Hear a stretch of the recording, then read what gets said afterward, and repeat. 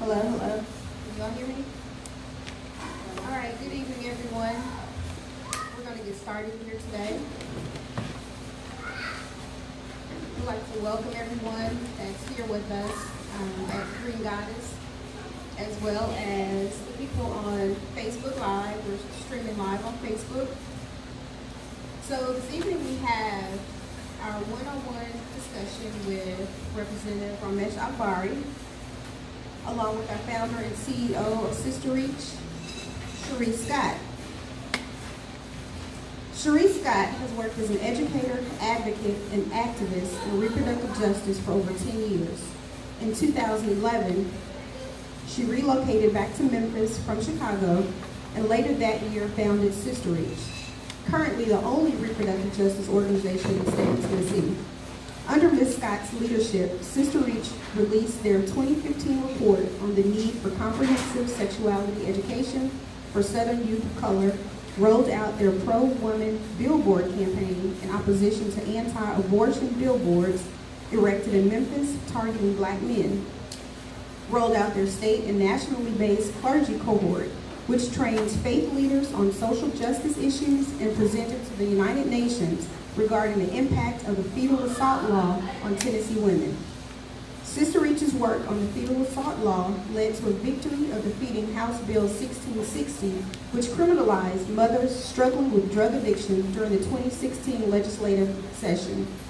Ms. Scott is the current chair of Memphis Teen Vision, was featured in NBC News number 31 Days of Feminism. Excuse me, is that hashtag 31 Days of Feminism? Okay, I'm showing my age, I'm sorry. Hashtag 31 Days of Feminism campaign and was a Rockwood Institute Fellow in 2016. Ms. Scott and the work of Sister Reach is featured in the January 28th edition of Old Magazine, recognized by Essence Magazine as one of their 2018 Woke 100. And she is a sought-out national speaker on reproductive justice and other human rights violations experienced by vulnerable Tennesseans. State Representative Raumesh Akbari, Tennessee General Assembly. State Representative Raumesh Akbari has represented House District 91, Memphis, since the fall of 2013. Since that time, she has been an effective and vocal member of the House Criminal Justice Committee and Subcommittee, the House Education Administration and Planning Committee, and the House Ethics Committee and Subcommittee. Since the beginning of the current 110th General Assembly, she has served as the House Democratic Floor Leader. A graduate of Washington University and the St. Louis University School of Law, Representative Akbari is currently chair of the Tennessee Black Caucus of State Legislators, treasurer of the National Black Caucus of State Legislators, a state director within Women in Government, and financial secretary of NOBLE, N-O-B-E-L, the National Organization of Black Elected Legislative Women. She is a recipient of several honors and awards from the Council of State Governments and its affiliated Southern Leadership Conference, the National Council of State Legislatures, the State Legislative Leaders Foundation, NBCSL, NOBEL, the National Juvenile Justice Network, and Governing Magazine's Governing Institute for Outstanding Appointed or Elected Women Officials. In her home city, she has received honors from the Memphis Flyer and the New Tri-State Defender, two area news publications, the Memphis chapter of the National Coalition of 100 Black Women Incorporated, and such advocacy groups as Sister Reach Incorporated and Mothers of the Nile Incorporated.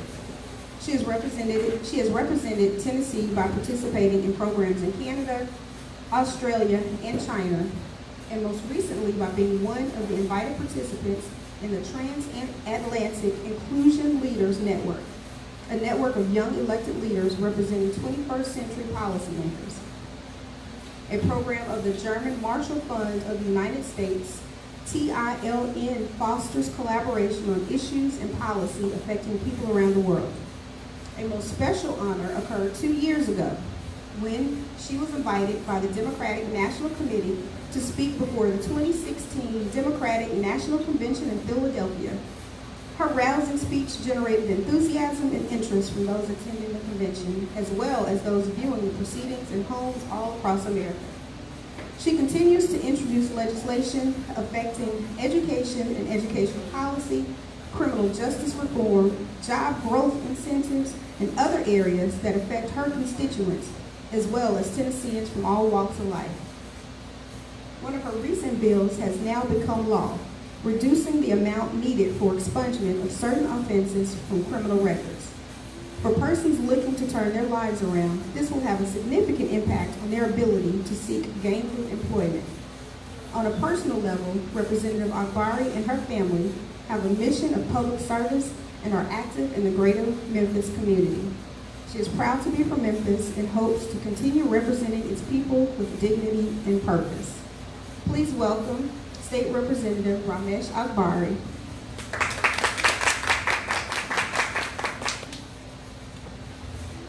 Good evening, good evening. I'm gonna come down here and thank everybody who was able to come to the discussion tonight, and for those who are en route and for those who are watching us on Facebook. I think it's important to make sure that we kind of set the context for tonight's discussion. And before we get started into this part of our event tonight, I want to first shout out Green Goddess Popcorn and Tea Lounge for allowing us to come and have our event here.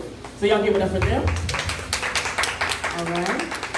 And I want to say for the participants who are here, we recognize that this is dinner time, and so we got y'all some dinner. And so you don't have to wait. Looks like the food is set up. And while we are talking tonight, just feel free to grab some food and get your dinner on. It's vegan because, yay, right?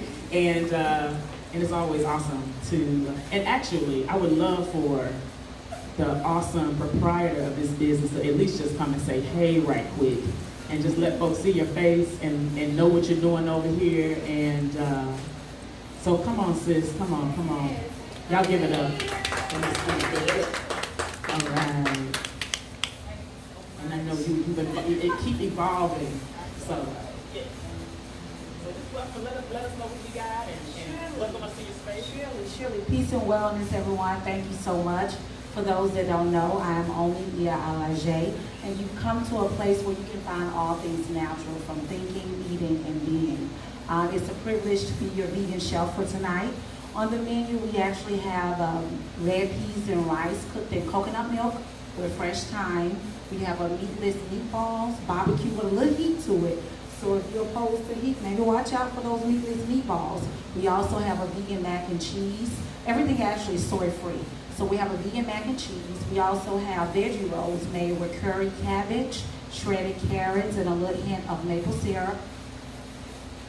I want to say that's it. I can't remember. It's been a long day. And you also have some fresh passion fruit tea.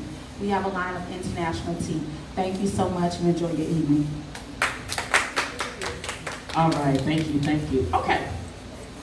So we are going to rely on our awesome intern tonight. We are interning you. You are our intern tonight. Y'all get it for young people who want to be involved. Like I said, I want to set the stage for the discussion before we jump into the conversation between myself and Representative Akbari. And so for those of you who had an opportunity to come to the first discussion that we had about a month or so ago, really prompted this second discussion, really just talking about the kind of context around birth control access. And before we kind of get started, I want to be very clear in saying that Sister Reach supports women to have access to whatever makes sense. For women and for people who give birth to have access to whatever makes sense for them. What we stand very firmly and unapologetically around is coercion of any kind, sterilization of any kind, and usurping women's authority of any kind around making decisions about their bodies and the birth control that they may or may not want to use. So I want to preface that before we try to jump into this part of the discussion. But I want to give you a little bit of backstory so that when we start having the conversation, you're able to be a part of it in a more real and present way. So let's go to the first slide there. Okay. So as our Director of Policy and Advocacy said, Corliss Shaw, and y'all give it up for Corliss. Thank you. So we are actually now the first reproductive justice organization in the state of Tennessee. I'm glad to say the first and no longer now the only. The second one is run by Terry Lee Johnson, who happens to also be here in the audience tonight, and she is the executive director and founder of Birth Strides, that focuses on teen and adult mothers who are looking for doula services here in the city of Memphis, and they can get those services for free. So, really excited for that. So, our focus is women and teens of color, poor folks, LGBT people, gender non-conforming folks, rural folks and their families, right? We work from a three-pronged strategy of education, policy and advocacy, and culture shift change.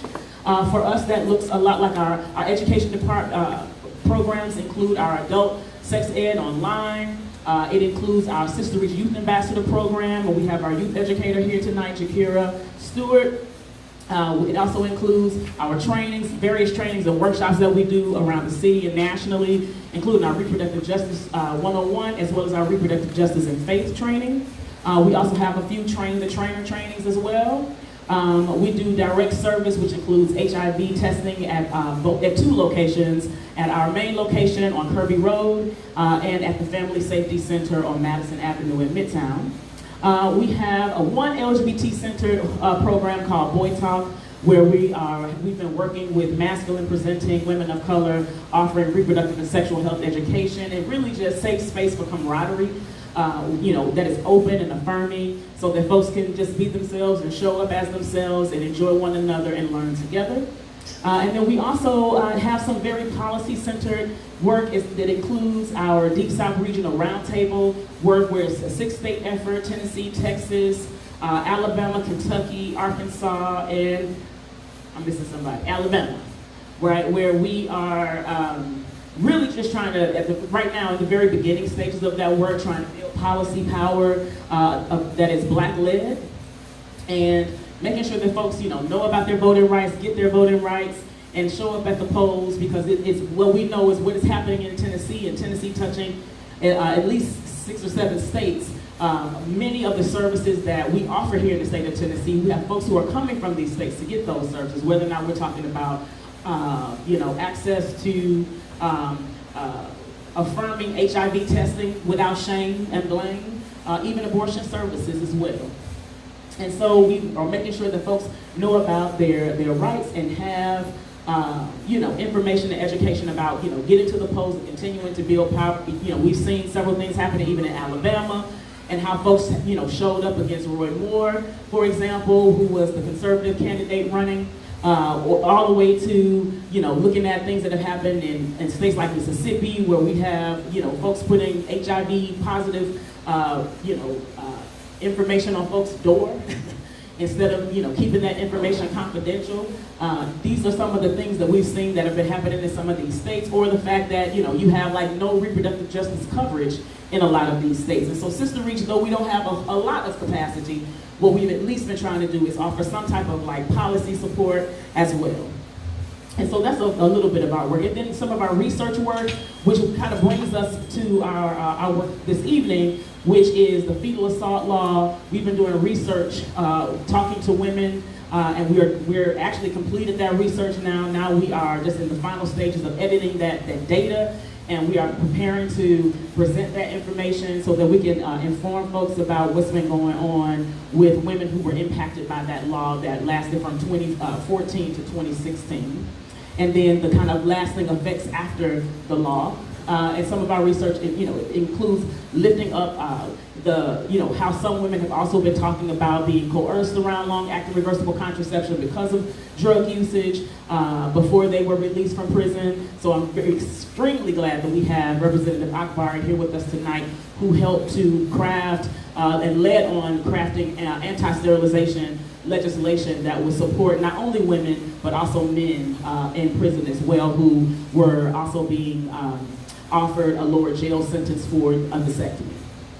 And so that's just a little bit about some of the work that we're doing. And I think that the other piece is really important I'd like to lift up is that we work very intentionally with faith leaders. And so for the last 4 years or so, we've been organizing and educating faith leaders around just some of the issues that have been impacting not only the folks who are in the pews or in the community, but also in the pews. For many of us, that's one and the same. I'm a woman of faith, and my church, Christ Missionary Baptist Church, definitely stands up very strong for the work that we do, but also our pastor is very intentional about making sure that she's centering social justice and human rights in the way that we do church.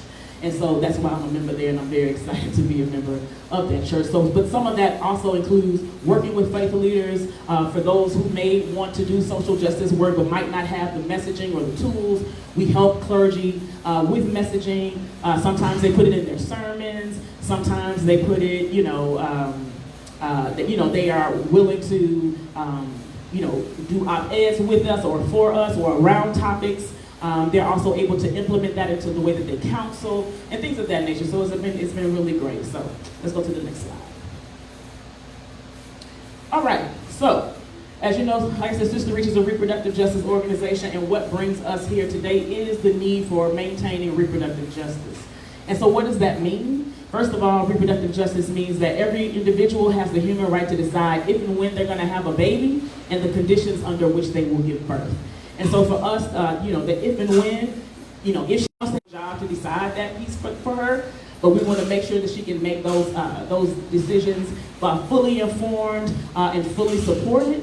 And then when, if she doesn't want to have a baby until, after college, or if she, making sure that she has access to not only sex education, but birth control options so that she can space a pregnancy out in a way that works for her. And then the conditions under which she's going to give birth. So those conditions for us, means that some of the work that Terry is doing, low-income women deserve access to a doula. Low-income women deserve, a woman who is unemployed, an undocumented woman, deserves access to a midwife and being able to access that in a way that is also affordable for her. So we want to make sure that, that's a piece that we lift up in human rights that is in what we call reproductive justice. And like I said, the right of whether or not she wants to give birth, she wants to adopt, that's, all of those pieces are included in what we call reproductive justice. To decide if she doesn't want to have a baby, and her options for preventing or ending a pregnancy, whatever that means, whether or not that's emergency contraception before she actually has a viable pregnancy.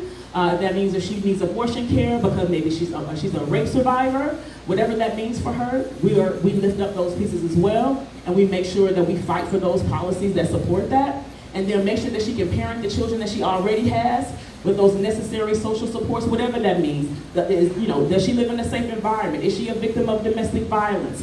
Does she have a living wage? Can she earn a living wage? Does she have to work 3 jobs and has to kind of leave her children in the care of whomever, right? As opposed to making sure that she has proper wages so that she can be at home with her children when she needs to be to keep them safe, and create a different type of environment of safety for herself and for her family. And then to be able to do that in safe environments, in communities that are also safe and free from violence from individuals or the government. Individuals could be a spouse, but the government could be a legislator, right? The policy piece and the ways that policy impact her life. And then the right to express sexuality and spirituality without violence and shame, or the quality of life and sustainability before and beyond the ability to give birth or parent. So, a lot of times, folks focus only on her being pregnant or not being pregnant, but we don't necessarily have enough focus on what is her life before she even conceived. Was she poor? Was she homeless before she conceived? And what does that really look like for her ability to be a good parent? To maybe not have issues that perpetuate her having postpartum depression. A lot of those types of situations is also reproductive justice if those pieces are not in place for her. And then bodily autonomy free from all forms of reproductive oppression. We'll go to the next slide. And so, why is an RJ framework the appropriate lens to apply to a conversation like long-acting reversible contraception and birth control access and advocacy? Okay?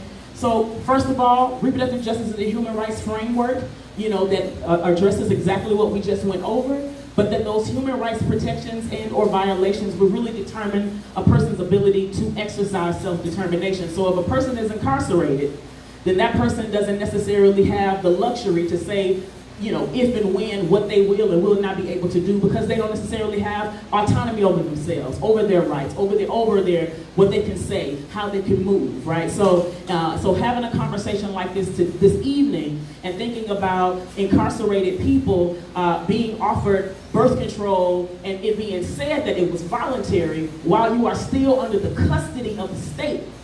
And then, as opposed to what we've learned, which it wasn't really all that voluntary. And folks felt, like they had to make certain decisions in order to be released or in order to have a shorter jail sentence, really controls the dynamic of when we start thinking about self-determination and bodily autonomy. And reproductive justice also employs an analysis that highlights the ability of any person to determine what happens to their body and understands that whatever is going on with them is directly impacted by what's going on in their community. Folks say, oh, why won't, young people, why is it that young people continue to start having, they keep having unplanned pregnancies? Well, young people in Memphis don't have access to comp sex ed. So the conditions in which they are able to make sexual health decisions is limited because they don't have access. They got limited access, so they can make limited decisions. So does that make sense to folks? Okay. And then let's see, I'm going around this awesome situation. Then the reproductive justice frame is an ethical and compassionate way of thinking, offering service delivery, respecting, trusting, and centering the leadership and experiences and disparities that vulnerable women, girls, and folks face on a daily basis, right? So it also exposes those types of pieces as well. And then it defines sexual rights in a U.S. context that defines our common problem as reproductive oppression. And so we'll go to the next slide. And so what is reproductive oppression? Because I've said that a couple times. We define it as the control and exploitation of women, girls, and individuals through our bodies, sexuality, labor, fertility, and reproduction in violation of our human rights. Okay? So these are some just visual examples of, whether we're talking about trans women and their ability to have access to safe housing if they are victims of domestic violence, or hormone management, having access to health care that actually provides that for them, having, or even just being able to have health care of any kind without some type of voter ID legislation issue, or even women being sterilized against their will, anti-shackling, or women being shackled in prison. Right, the long history in this country of black and brown women who have been sterilized against their will and without their knowledge many times. Or even here, there's a picture with my face on it for a quote that I said that for many women, abortions are as much of an act of love as giving birth could ever be, depending on that woman's situation, right? But that being used and pitted to make it seem as if I was a participant, in some type of genocide campaign against my own folks. Right, so I mean, I'm the one who's raising my black male child as a single parent in America in times of 45. So I'm quite clear that that is a radical act, and in many instances a very dangerous act to even try to raise our own kids.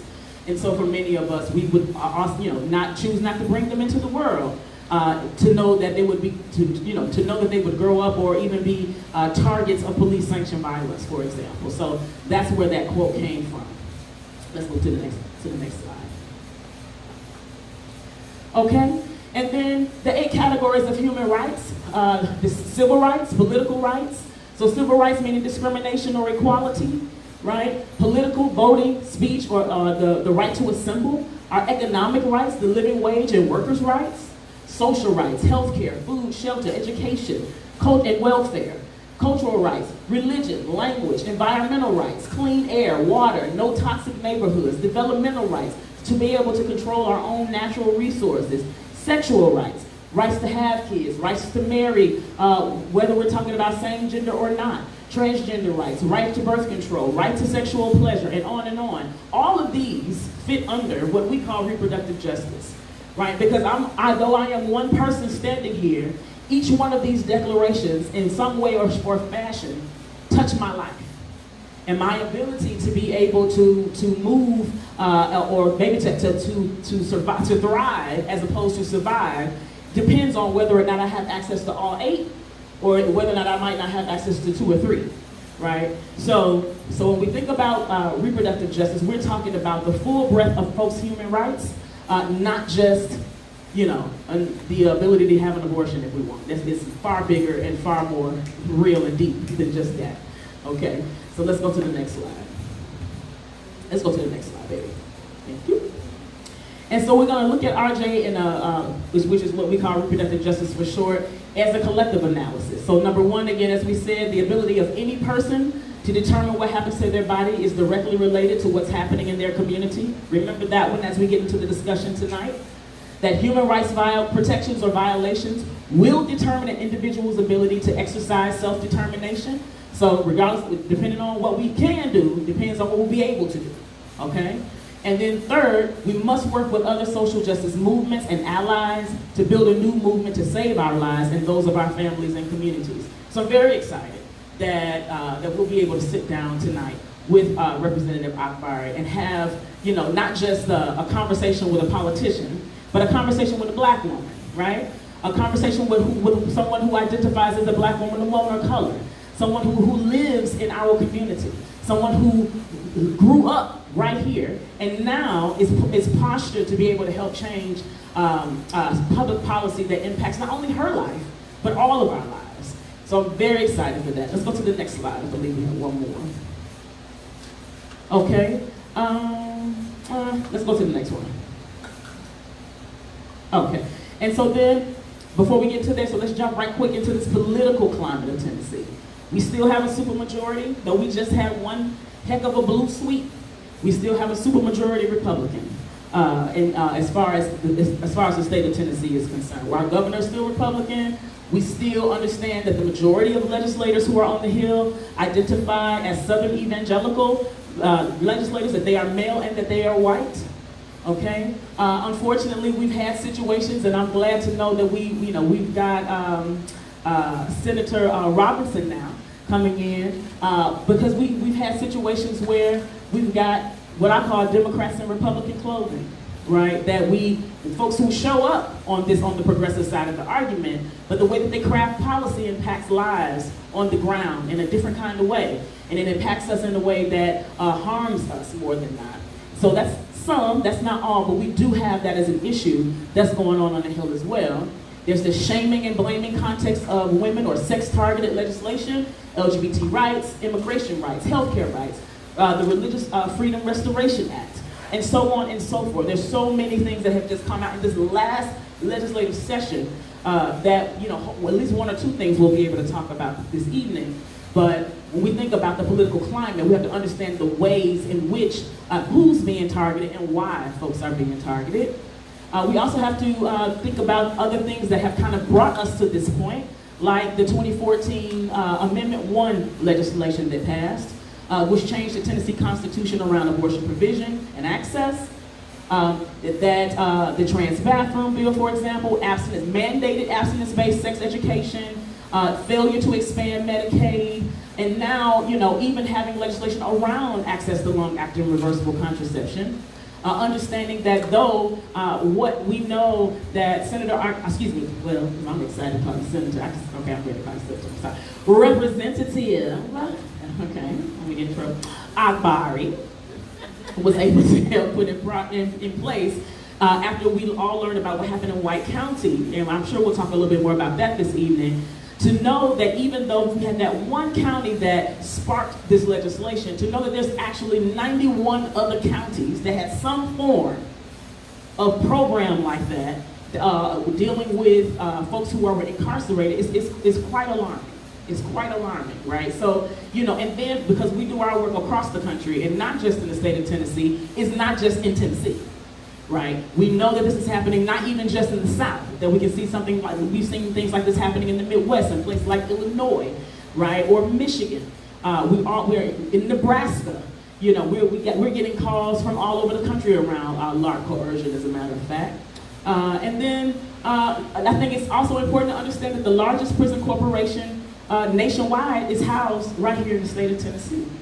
So what that looks like on the local level and the culture that puts into play are things like now we have like millions of dollars to expand the juvenile court to make bigger space for young people to be in prison. Right.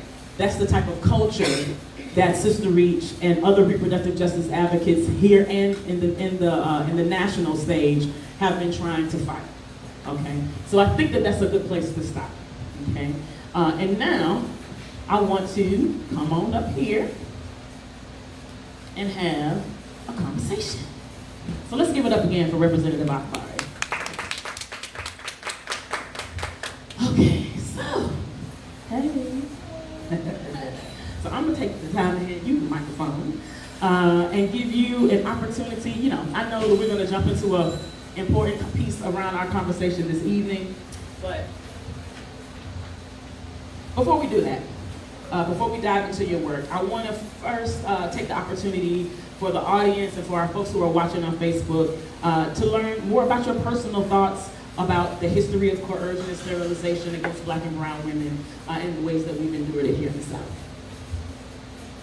Thank you so much, Therese. Thank you so much, Sister Reach. I think that the work that you all do is so vital in our community, and I'm happy to have been able to work with you all really since like the second year I got there. I was strongly against the fetal assault bill and was pleased to be one of the 3 people that were able to vote to kill it when it came up for renewal in 2016.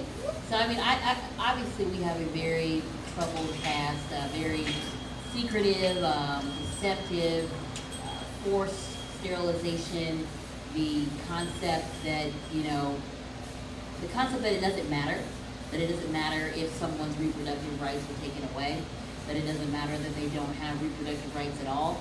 I think that we've had that history, and and that even once that a woman had a child, not even being able to control the destiny of that child, stemming from slavery and then even after slavery under Jim Crow. So personally, I think it's important that those of us that are elected listen to our policy partners, but also really are in tune with the community and the needs of the community. And you always have to realize the unintended consequences of legislation. Sometimes things sound good. On the surface, the fetal assault bill, in some people's minds, sounded good, but it introduced a woman to the justice system, potentially putting her in a long-term cycle over an addiction.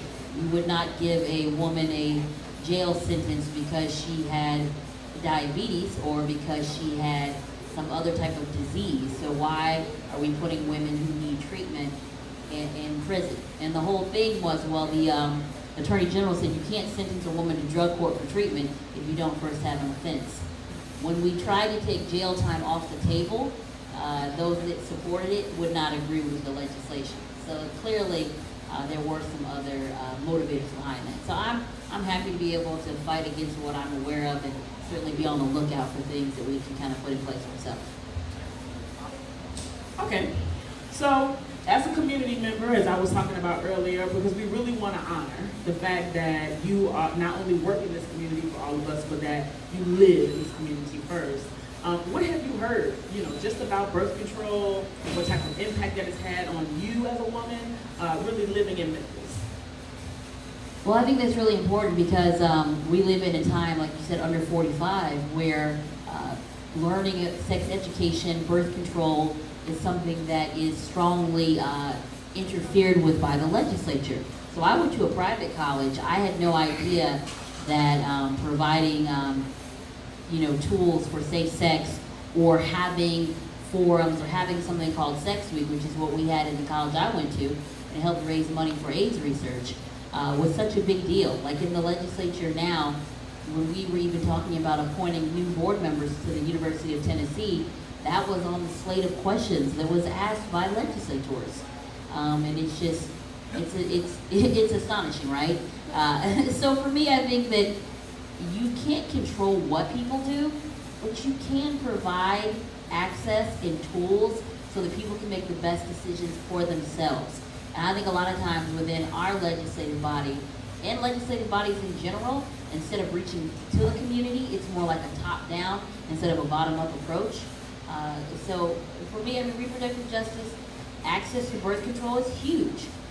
It's huge, not just from someone who's trying to prevent, actually, to use it as a contraceptive, but also people use it for different reasons, for hormone treatment.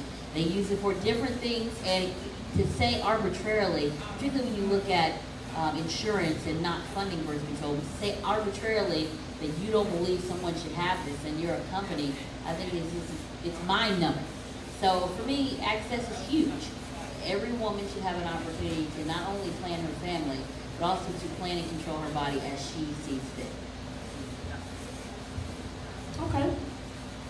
And I appreciate, you lifting up your work definitely on the fetal assault law. I mean, that almost, sparked some things, that we weren't going to be able to kind of undo. But I'll say this, I think that the defeat also is kind of why we're here today, and I think why we've seen this kind of new focus here in the state of Tennessee on long-acting reversible contraception. So let's jump into a little bit more around the legislation. So can you speak more, and what you were given, folks, when you came in was a folder, right? And in the folder, you've got some materials.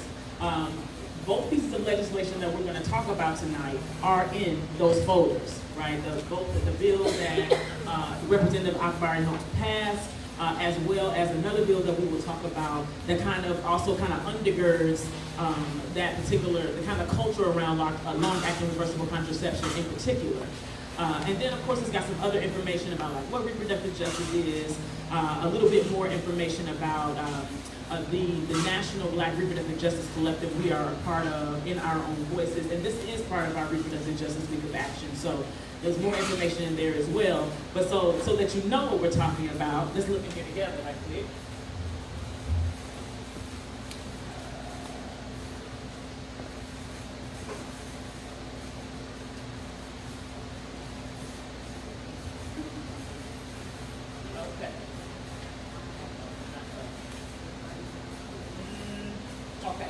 So House Bill 2520, Senate Bill 2133, you'll see House Bill 2520 by Akbari. That's the one that we're referring to right now. So one pager.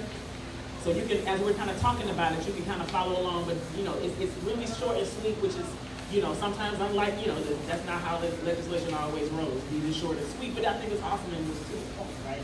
So that's what we're going to be talking about for the next segment here, a few minutes.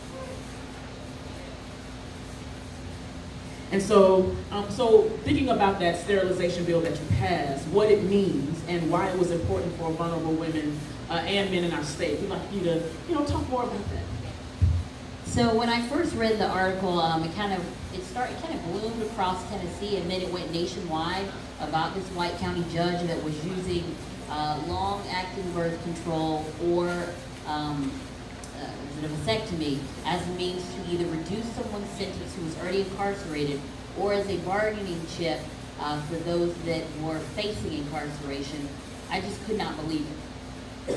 And then especially when I found out the reduction was only 30 days, I thought, what? Are you guys serious? It's one thing to be able to provide this service to those that are incarcerated, but to actually take someone who is in a very vulnerable position and offer them time out of jail or prison if they're getting these services that they might not even need or want.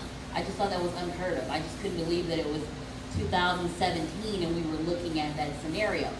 So I asked legal to draft the legislation. It started out, the one of your folders, the original form of it, by the time we finally got through with it, it was amended a little bit because there were some folks that were concerned that this would prevent people who wanted to have it done from actually getting it done, and also prevent education services around family planning and things like that.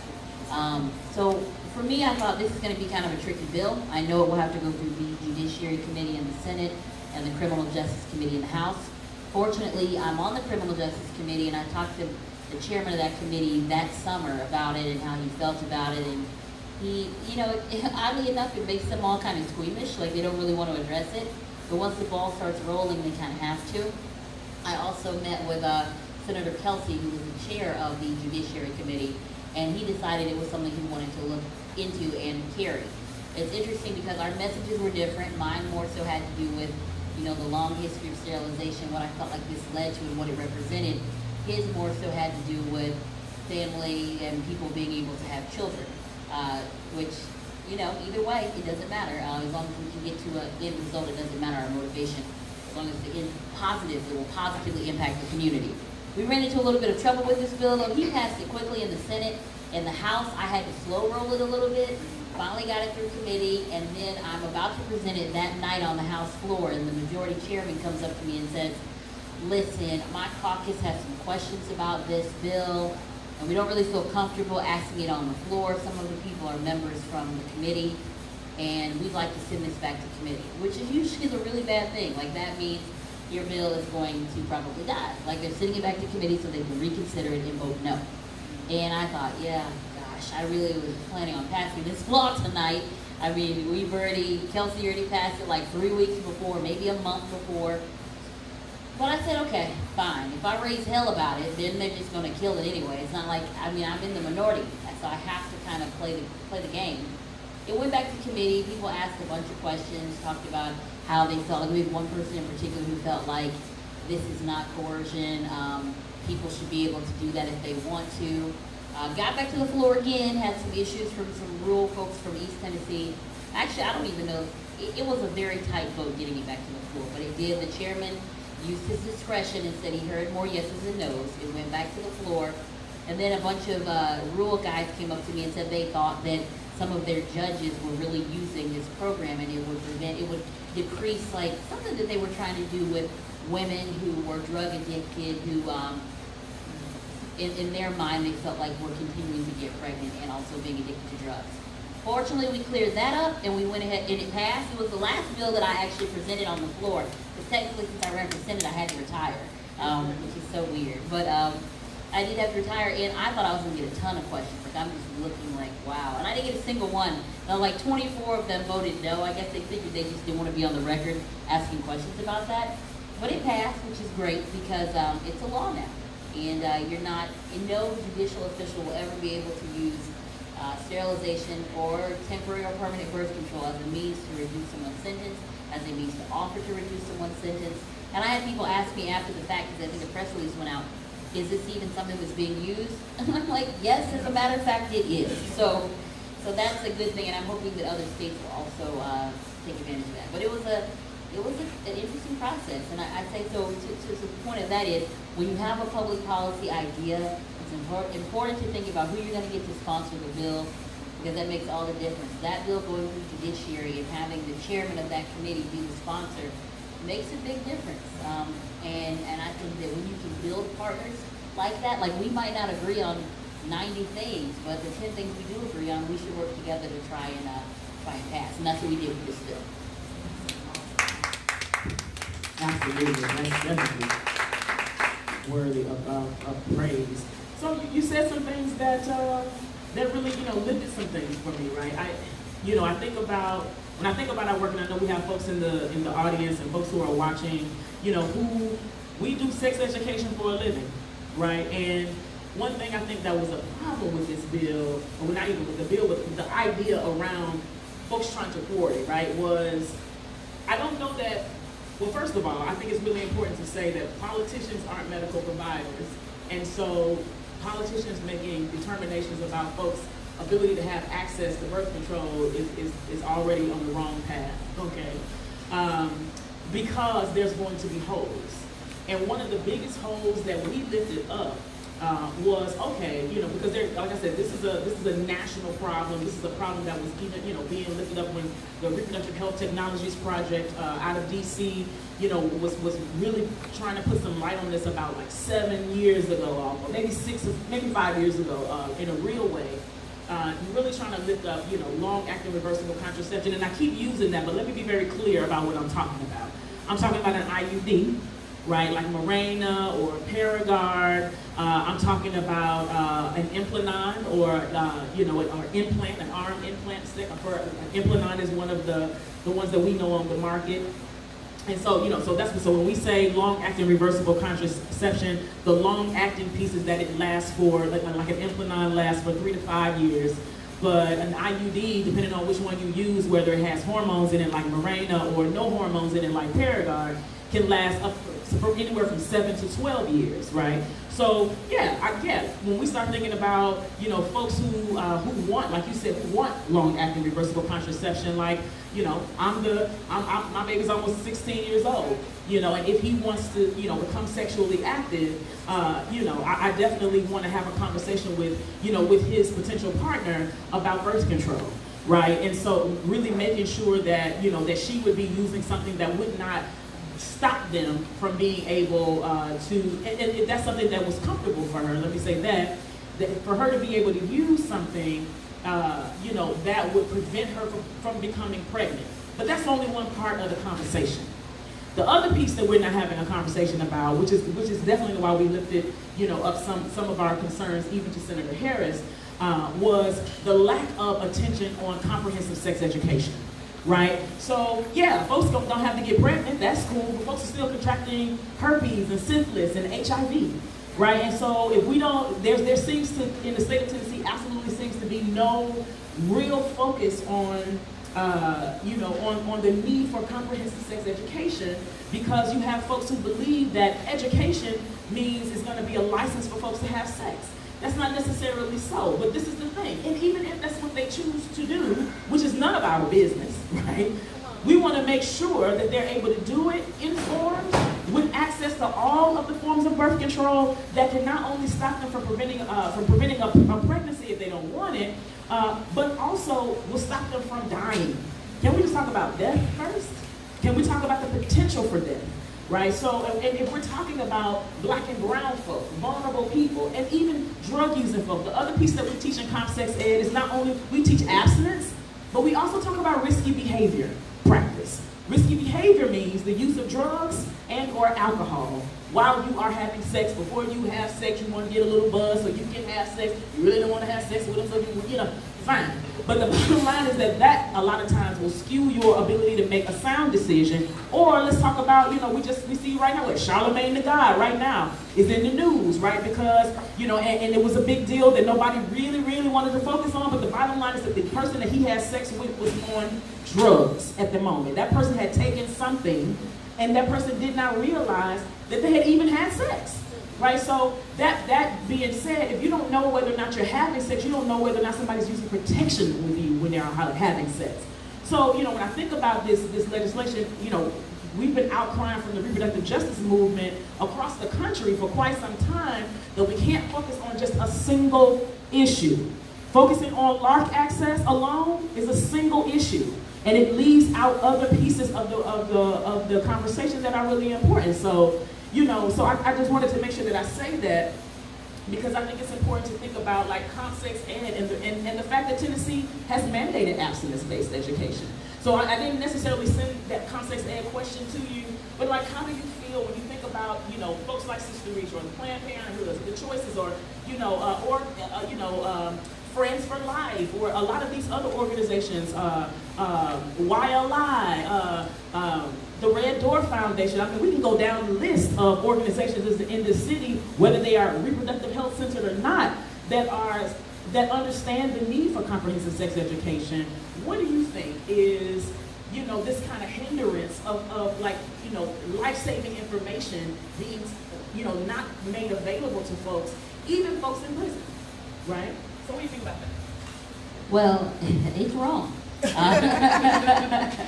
When I got to the legislature, there was a move by State Representative Johnny Turner, who just retired, and we were really going to miss her voice and her presence in the legislature. But she is so strongly against the type of sexual education that is provided within our school system. And I think Johnny Turner as a messenger, a woman who is marched with Dr. King and went to every march on Washington, every anniversary of it. And for her to say this, I think was really powerful. But unfortunately, the people that we serve with just don't believe it. They truly think that the more information you give people, that it doesn't make them more informed, it actually forces them into behaviors they don't want to do. They would rather that person be ignorant than informed. And being ignorant is not going to prevent you from engaging in behavior. It's just going to prevent you from knowing how to be safe, knowing the implications of engaging in behavior. It's kind of like religion with them. They don't want anybody in school to learn about any other type of religion as if it's going to influence who they decide to worship. All it's going to do is give them information that there is a world bigger than them out there. I think that it's a huge disservice. I am very happy that we have organizations that are trying to fill that gap and are certainly advocating for policy change, but we just don't have the numbers right now, and it's such a hot button issue. Quite frankly, I think it's going to take a religious movement from their perspective, focusing on, look, we have to look at the safety of our people. I think Memphis has the highest rate. It's either gonorrhea or chlamydia in the entire country. Like, this is 2018. We know way too much to still have these cycles of STDs. I mean, from their perspective, if I can't tell them from this is just the right thing to do, it costs way too much to treat these diseases that are preventable with education. So it's a process, and I don't know, but keep doing what you're doing, and we'll keep doing what we're doing, and hopefully it will pay off. You know, I think you said something awesome. It is going to take a religious movement that is centered, that is person of faith centered, you know, as opposed to religion centered or doctrine centered, but definitely person centered, life centered, soul centered. In order to move this, that's very helpful. I don't think I've ever heard somebody say that, and that helps me a lot actually for some of the work that we want to do. So we appreciated the legislation that you passed. Now, however, what we're seeing right now is coercion happening on the medical provider and the community advocacy levels, right? So we know that you help to, to move the needle so that this can, and still we won't know what that fully translates on the ground to what it looks like, because, what we know is that we got awesome folks like Representative Akbari who helped to craft policy, and then the policy then has to be, applied. What does that actually look like, in the jails? What does that actually look like in the drug court? How did that change the mind of the judges? How has that changed the mind of pro-life advocates? Because see, really, for us, we're thinking about, we recognize that this is now almost a continuation of the pro-life kind of argument, if you will, because it's still, shaped around control of folks' bodies, control of folks' choices, limitation of folks' choices. So Sister Reach is even more concerned that, what we're seeing as far as medical providers, and we are from the local level, the state level, and the national level. We're in conversations, with several entities and agencies who have the authority to make these things, available and to us. But we're seeing this on the ground, becoming a bigger problem around sterilization and coercion at the criminal justice level, and only because there's larger access to women and more easily unchecked knowledge around coercive practices. So, our other concern, is around this piece. It's like, okay, so we know Representative Akbari stopped this piece, but what we also know is that when women go to certain clinics here in the city, even Title X clinics in the city, either they are given partial information for a referral, or, so let's first say, for example, I go to a particular clinic and I want to get, I want to get access to just some birth control pills. And we don't have to go any more inflammatory than that. That birth control pills are now being put on a different rung for folks as if they are ineffective, and they're being, really pushing long-acting reversible contraception as like the savior of like all the unplanned pregnancies, right? And so, what are your thoughts about, or if you were even aware, I don't know, were you even aware that this was becoming even more of a growing issue? We've heard about, organizations who, for example, help folks get free, long-acting reversible contraception, and in the course of their work in the city and now even in this state, we've even seen situations where folks, you can get it for free, but if you want to get it taken out, you got to pay some money to do that, right? So I don't know if you've heard that, but, what are your thoughts about it? I think it's important to think about unintended consequences, right? So I know that it's kind of trendy to push for long-acting birth control. When I was in college, people weren't giving this out for free. Those were choices that women made. But it is all a form of control. It's saying that you cannot trust someone to take traditional birth control, to actually take the pills as they are prescribed, or they might stop taking them. It is definitely, it's a very interesting way that it's being promoted, particularly around completion of education, things like that. So I think it's very important that you just give accurate information and let that individual make that decision. And I do think that is, I don't like the way that sits, being able to get the service for free and then have to getting it taken out cost a fee. Because the reason why you did it for free to allow them to have it is to remove the financial barrier, to give that woman that choice, if that's what you're truly doing. Or otherwise, you just remove the financial barrier to implant long-acting birth control. So if you have a fee to take it out, I mean, it's a form of control. It could point blank period. If it's going to be free, it should be free. So I do think that we have to be careful with that, because long-acting birth control is a good thing if that's what you choose to use. But if you're not given proper information and you think that's your only option and you don't understand the full implications of engaging with tools like that, or what that looks like if you decide you want to have a child where you haven't completed the process of having it in there, I think it's not really crude, but the process of utilizing it, that's dangerous. It's dangerous, and it's still another form of control. It might be coming from a different angle, but I think with any movement that you see, always search for the source of funding, and that will give you a great idea about what's really going on. Talk about follow the money. Well, I mean, and that's the thing, and this is like, I know when you first walked in, we kind of started talking about this a little bit, that this really is a split conversation. It's a split down even on the progressive side of this argument. I mean, we are in conversation with doctors, even doctors who provide abortions.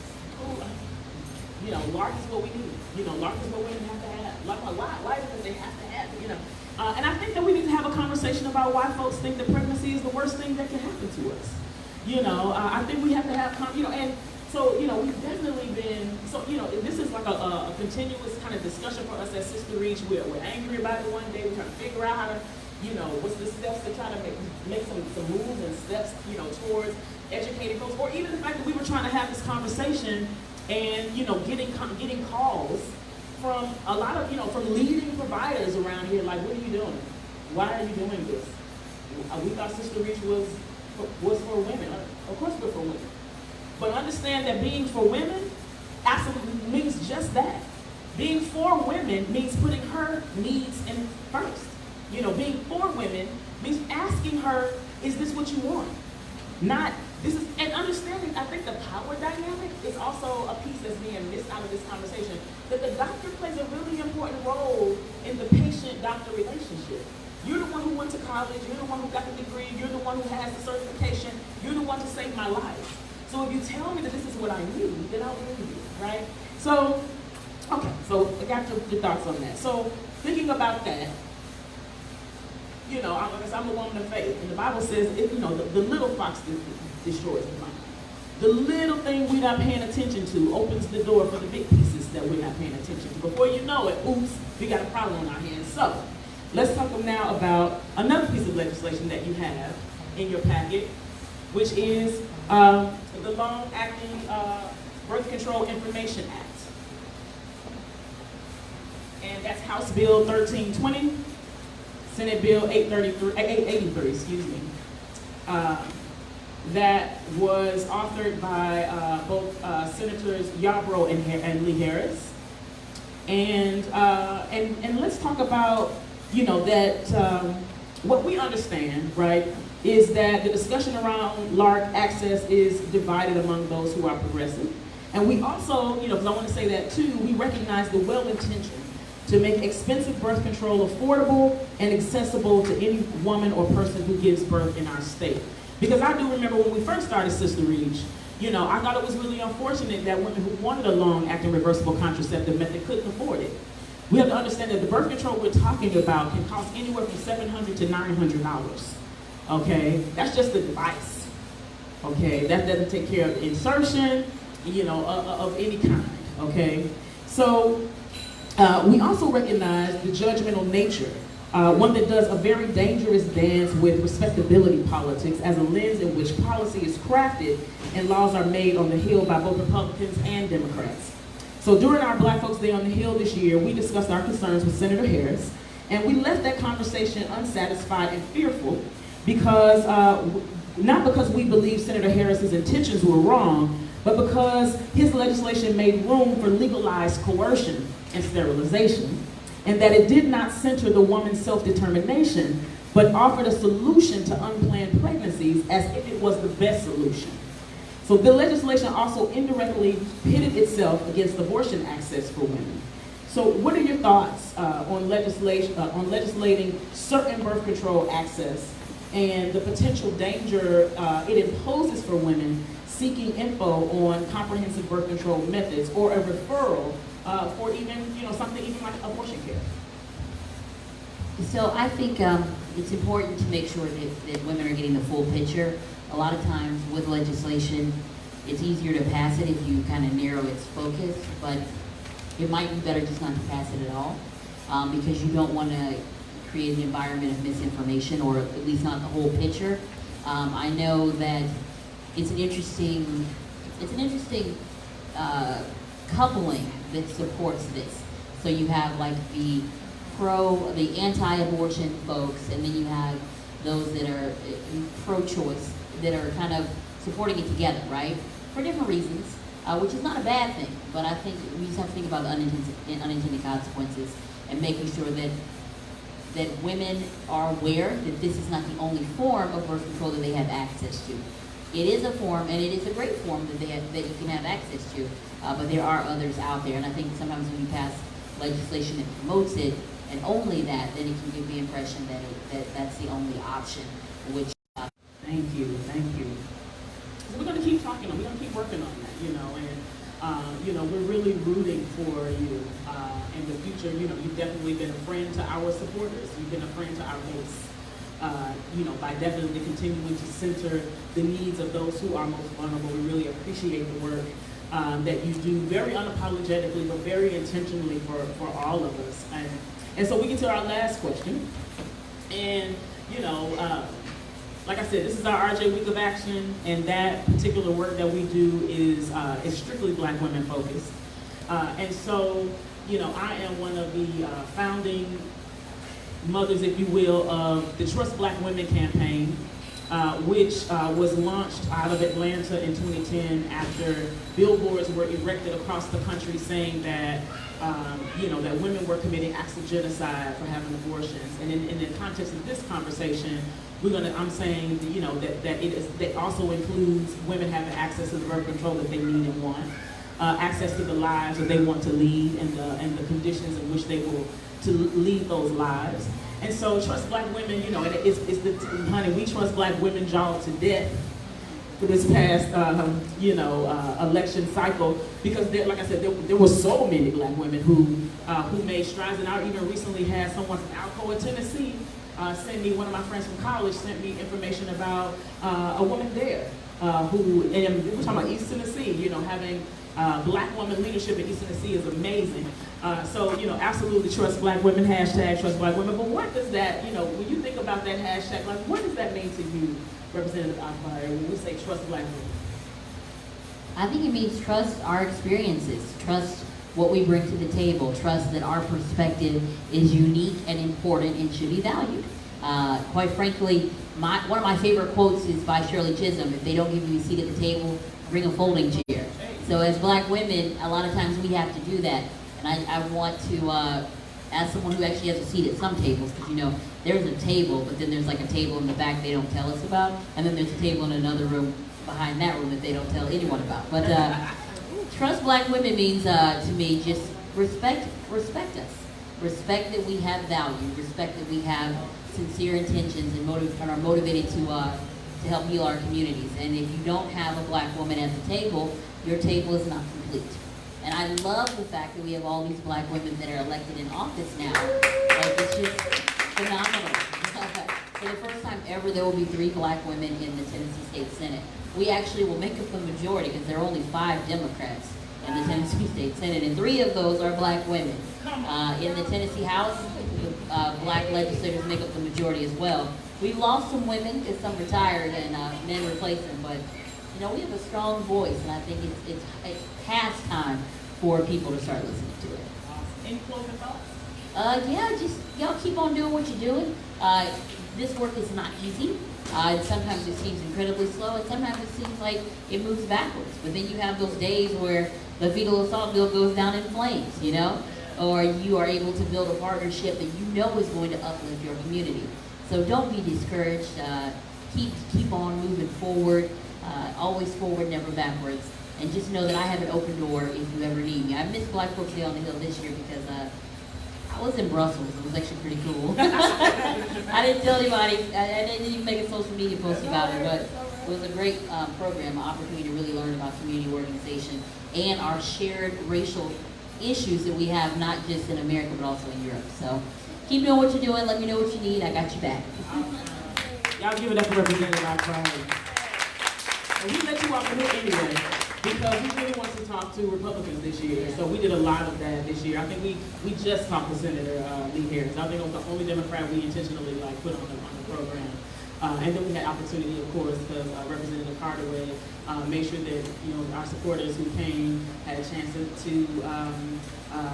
speak with Dr. Turner and to love on her and to be loved on by her. And it was just really wonderful. So this is, we want to open up the floor. If you have any questions before we kind of, switch roles here, we're going to ask you all some questions before we wrap up tonight, because I think that, you've heard from me a lot. You've heard from Representative Akbari that I just keep wanting to call Senator.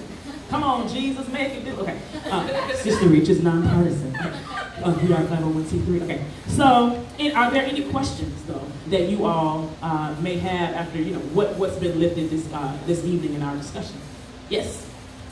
When those bills are passed, what steps are taken to make sure they're enforced? Because, we have a lot of laws on the books that are not necessarily enforced. So what's the follow-up? So when bills are passed, how are they enforced? I'm going to repeat them so that folks can hear on the live video.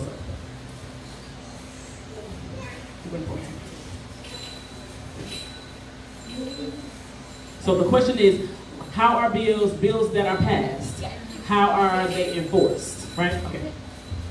I don't know what I pressed. My phone was playing music, and I just closed every program, and it was still playing music, so I don't know. So it's complicated, right? Usually it goes to a specific department, so it's like the bill I passed around not being able to use sterilization as a means to reduce the sentence. Like, that would be something the administrative office of the courts kind of handles.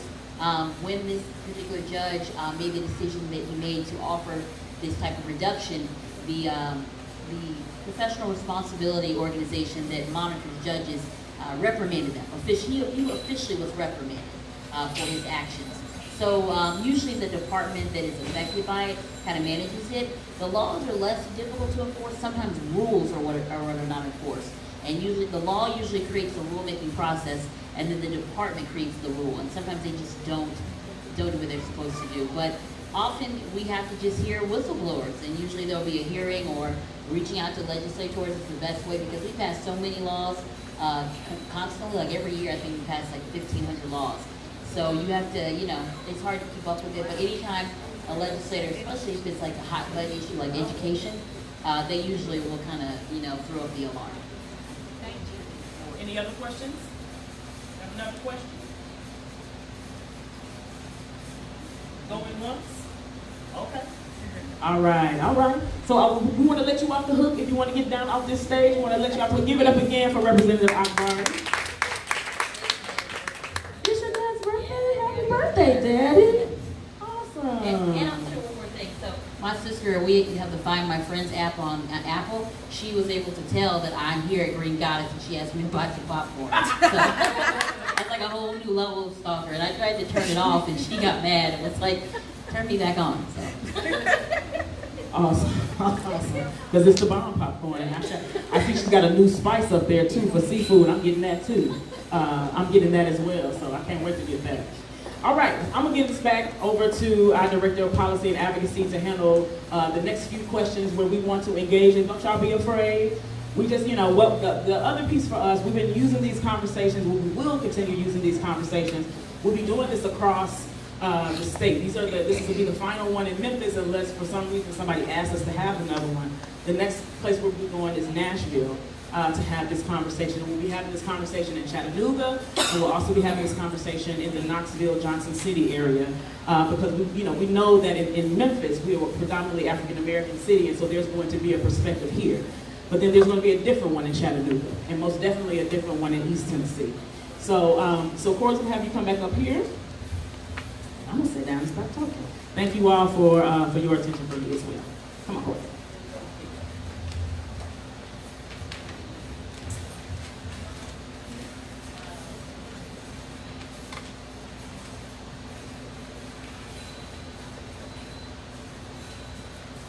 All right, audience, I have questions for you now. Okay, by a show of hands, how many of you were already knowledgeable about all of the types of birth control available on the market before you attended the event today?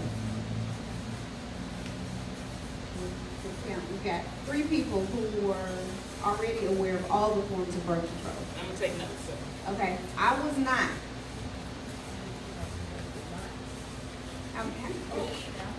Okay, so we got some people how many of you were not aware of all the forms of birth control? 1, 2, 3, 4 of us. Okay. What was your best and worst experience with your reproductive health provider?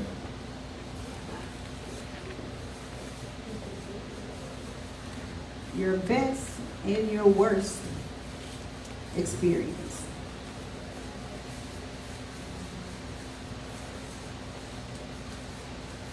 My best was my OBGYN prayed before I had my baby. So that was my best experience. Okay, we have the best experience where the OBGYN prayed prior to you giving birth. Birth to my 8-year-old. To your 8-year-old. All right, that's a good one.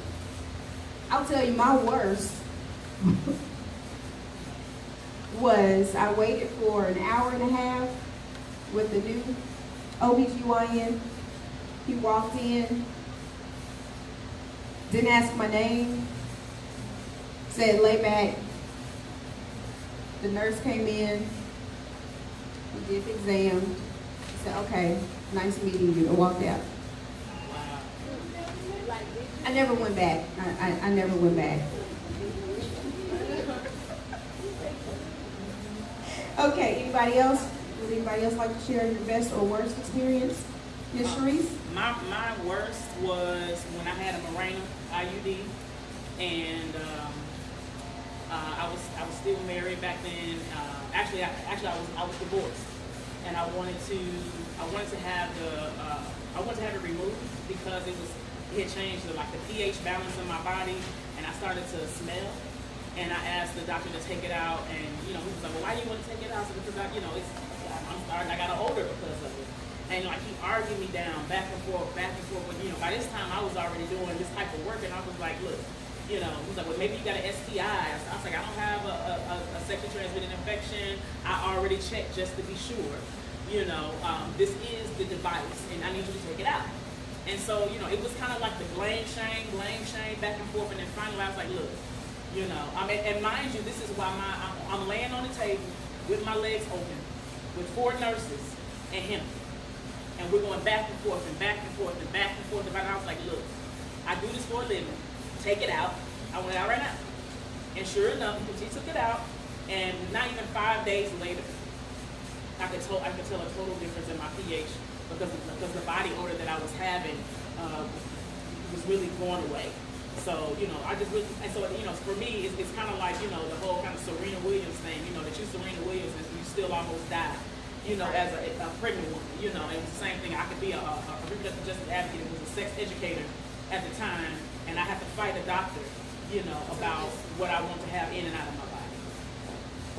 We hear that a lot about providers not listening to their patients, not trusting women to know what's going on with your own body. Thank you. Bye. Happy birthday, Dad. Okay. Have you ever felt like you were being coerced or manipulated by a medical provider to use a particular method of birth control? I see some head nods and a couple of hands. You have felt coerced? Yes, I have not, but many of the mothers I work with do. Okay. I often get phone calls from tearful doula clients who are afraid because their doctor has told them that they have to get Depo, or they have to get a Mirena, or they have to get, and they only tell them one, maybe two options, as if those are the only options for contraception on the market. And that if they don't pick that one or one of those two, that they're convinced, those mothers are convinced that they will somehow be punished if they don't follow doctor's orders. They don't present the information in a way that these women know that they have a choice. And one of the choices is to not choose either thing that they present to them. You had another hand to go up. Yes, ma'am. Yeah. I grew up in my teenage years in the foster care system, and so a lot of the girls that were living under care were told to go on birth control, and you have no choice in the matter, whether or not you were sexually active. So I remember me and my sisters just being placed on the patch, and we weren't really given any information to really make that kind of decision, or we even think we had the right to make the decision. And I thought that if you were to refuse the doctor's orders, then would that go back to my foster family? Would they retaliate? Would they, treat me differently? And already that I felt displaced, I didn't feel at home. To me, that was a coercive environment. Definitely. Right? And so a lot of girls growing up under the care of the state, I feel they're pressured into birth control. It's their will. Anyone else? What do you wish healthcare providers knew about you and what you want from a contraception visit? So what would you want your provider to know about you when you go in to talk about contraception and family planning? I want my doctor to know what I believe, so that we don't even have to have a conversation about what they believe. I don't do hormones, so I don't want that. Right. Okay. So better yet, I don't like any birth. I use natural family planning. That's what works for me. And so I don't want to be shamed because I chart my menstrual cycle. Because I think people just don't even trust that folks can even learn how to do it. And so it's always the thing that they say, oh no, I don't want you to do it. Or basically, that this is more effective because we really don't trust women to make good decisions about our bodies. So I mean, I want a doctor to acknowledge that I am a black woman and I got reservations, and that's okay. You know what I'm saying? Because the history of the medical community hasn't necessarily been on my side. And so, if I, from, the father of gynecology to now and before, that my particular body and that of my grandmother and my great-grandmother and her mother, still was, that we were all vulnerable, and so that the way that we feel matters. And so I just want to make sure that the way I feel matters when I go to my doctor, But otherwise, I'm not going to go to the doctor. Yeah. I agree. I would want my provider to know, and my doctor knows. She knows I'm not big on any medication. My body, if it says it won't make you sleepy, it will make me sleepy. If it says it's not supposed to do this, it'll do this. So she understands that some things I just can't take. And, I worry about going to new doctors. You have to build a rapport. You have to, let them know. And when you have providers who don't listen, it becomes a problem. Does anyone else have anything to say about that? What do you wish a healthcare provider knew about you and what you want from a contraception visit? Yes, ma'am. I wish that they knew that they didn't already know me. You wish that they knew that they did not already know you. So you wish they did not come to you with this preconceived idea of who you are and what you need in your life. Right, and that I don't fit into their textbooks, and that none of us fit into their textbooks, and that they should do their due diligence and get to know us as people, Right. and not just someone that they need to hurry up and dole out some birth control to.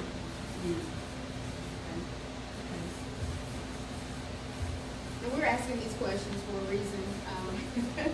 We're taking notes, and for each of these large presentations that we put on, we're compiling what women really want, what women really experience in these situations. So, does anyone have anything else they'd like to add to any of the questions we've had, anything we've talked about tonight? And I think I want to say one more thing, and I don't want my doctor's religion to be imposed on me either.